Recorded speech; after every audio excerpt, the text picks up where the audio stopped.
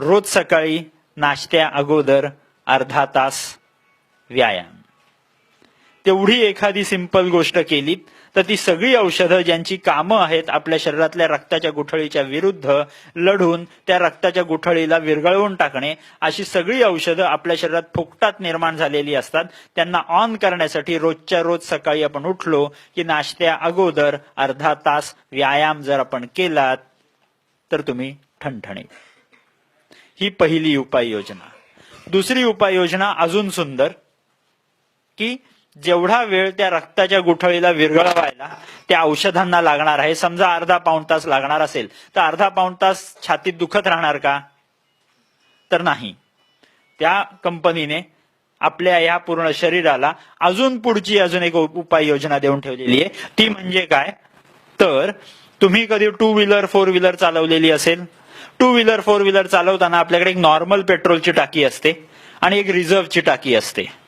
Normal पेट्रोलची टाकी म्हणजे तुमच्या नवीन 3 मोठ्या ज्या रक्तवाहिन्या असतात त्या 3 रक्तवाहिन्या म्हणजे तुमची नॉर्मल पेट्रोलची टाकी, आणि एक रिझर्व्हची टाकी म्हणजे तुमच्या शरीरात निर्माण होणाऱ्या सगळ्या सूक्ष्म रक्तवाहिन्या, नवीन रक्तवाहिन्या जे रोजच्या रोज निर्माण होणार आहेत ते निर्माण करतात तुमची रिझर्व्हची टाकी.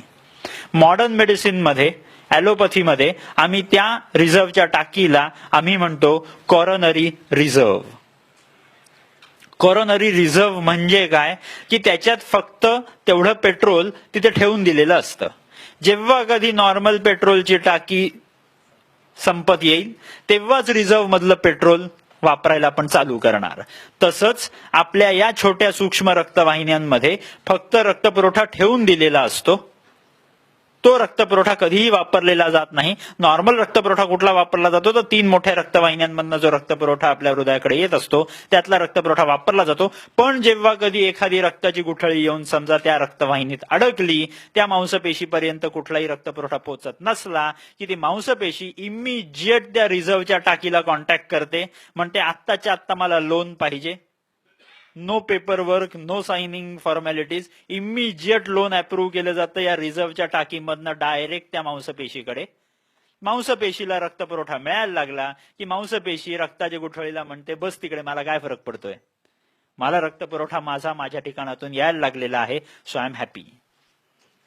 प्रश्न असा आहे की ही रिझर्व्हची टाकी जी आहे, ही रिझर्व्हची टाकी हिच्यात सुद्धा जर पेट्रोल असलं तर नशीब. जर रिझर्व्हच्या टाकीमध्ये सुद्धा जर पेट्रोल नसलं तर प्रॉब्लेम. म्हणजे थोडक्यात ह्या ज्या सूक्ष्म रक्तवाहिन्या आपण तयार करायच्या असतात, या सूक्ष्म रक्तवाहिन्यांमध्ये रक्त आपल्याला साठवायचं असतं.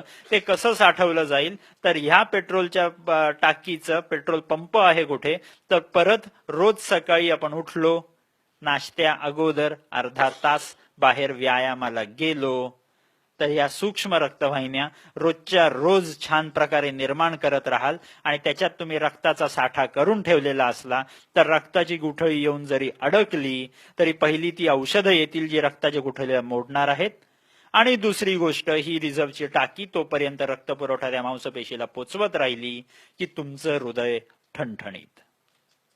मग असे 200 वेळा जरी रक्ताच्या गुठळ्या येत राहिल्या, पण जर तुमच्याकडे तुमची रिझर्व्हची टाकी सक्षम असली तर तुम्हाला त्या हार्ट अटॅक विरुद्ध घाबरायची गरज नाही. सांगायचं तात्पर्य, व्यर्थ हार्ट अटॅकला घाबरणं सोडून द्या. हार्ट अटॅक ही त्या युनिव्हर्सिटीने, त्या विद्यापीठाने या विद्यार्थ्याची घेतलेली दरवर्षीची परीक्षा आहे.